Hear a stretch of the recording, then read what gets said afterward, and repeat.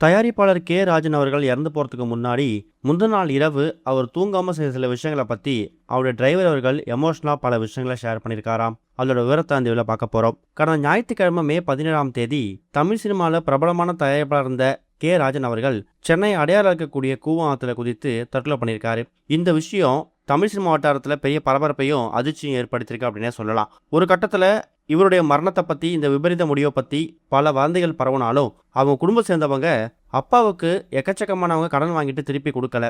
அந்த ஒரு மன அழுத்தத்தால் அப்பா ரொம்ப பாதிக்கப்பட்டிருந்தாரு. அந்த கடன்லாம் வசூலிக்க முடியாமல் திரும்ப கஷ்டப்படாமல் அப்பாவுக்கு ஹார்ட் அட்டாக்கே வந்துருச்சு. கொஞ்ச நாட்களுக்கு முன்னாடி தான் அதுலேருந்தே அவர் மீண்டு வந்தார். மீடியாஸை சேர்ந்தவங்க இஷ்டத்துக்கு ஏதோ எழுதுறாங்க. அவருடைய பேக்ரவுண்ட் என்னன்னு தெரியாமல் வாய்க்கு வந்தபடி வீடியோ போட்டுட்ருக்காங்க. தயவு செஞ்சு அவெல்லாம் பண்ணாதீங்க. அப்பா அவ்வளோ மோசமான சாகலை, கஷ்டப்பட்டு உழைச்சி முன்னுக்கு வந்தவர் அப்படிங்கிற மாதிரி எமோஷனலாக பல விஷயங்களை இப்போ அவங்க சைடில் விளக்கங்களாக கொடுத்துருக்காங்க. ஆனால் இப்போ கே ராஜன் அவர்களுடைய இந்த தற்கொலை முடிவுக்கு என்ன காரணம் அப்படிங்கிறது இப்போ வரைக்கும் பிடிபடாமல் இருக்குது. ஒரு பக்கம் நியூஸ் சேனல்ஸில் இவருக்கு 15 கோடி ரூபாய் கடன் இருந்ததாகவும், இன்னொரு பக்கம் தான் குடும்பத்தை விட்டு பிரிஞ்சு கொஞ்ச நாட்களாகவே இவர் ஹோட்டலில் தான் தங்கி வந்துட்டு இருக்காரு. அது மூலயமா மன உளைச்சலும் ஏற்பட்டிருக்கு. இந்த இரண்டு விஷயங்களும் சேர்ந்து தான் அவரை இந்த ஒரு முடிவெடுக்க தள்ளிருக்கலாம் அப்படிங்கிற மாதிரி நம்பத்தகாத வட்டாரங்கள்லேருந்து பல நியூஸை மீடியாஸ் ஷேர் பண்ணாங்க. அதுக்கு தான் அவங்க ஃபேமிலியை சேர்ந்தவங்க இப்படிப்பட்ட கண்டனங்கள் தெரிவிச்சிருக்காங்க. இந்த நிலையில் இறந்து போகிறதுக்கு முந்தின நாள் இரவு கே ராஜன் அவருடைய கடைசி நிமிடங்கள் எப்படி இருந்திருக்குன்னு ராஜன் அவர்களுடைய டிரைவர் இப்போ ஓப்பனாக சில விஷயங்களை மீடியாவுக்கு நேத்தியே பேசிட்டாரு.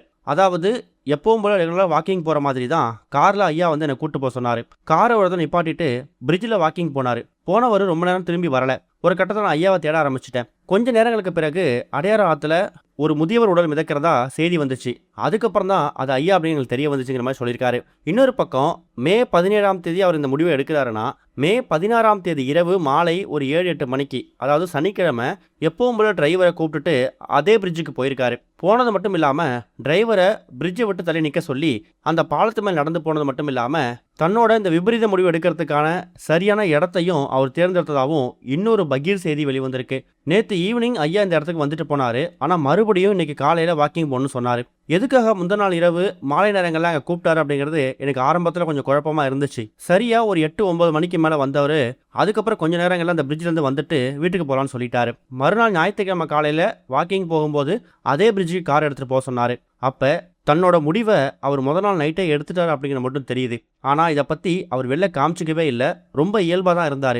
ஒருவேளை அந்த பிரிட்ஜுக்கு சனிக்கிழமை இரவு அவர் போகாமல் இருந்திருந்தாலோ, இல்லை தான் மனசுக்குள்ளே அப்படிப்பட்ட முடிவு எடுக்காமல் இருந்தாலோ இன்றைக்கி ஐயா நம்ம கூட இருந்திருப்பார் அப்படிங்கிற மாதிரி எக்கச்சக்கமான விஷயங்களை இப்போ கூட இருந்த டிரைவர் தெரிவித்து ஒரு அதிர்ச்சியை ஏற்படுத்தியிருக்காரு.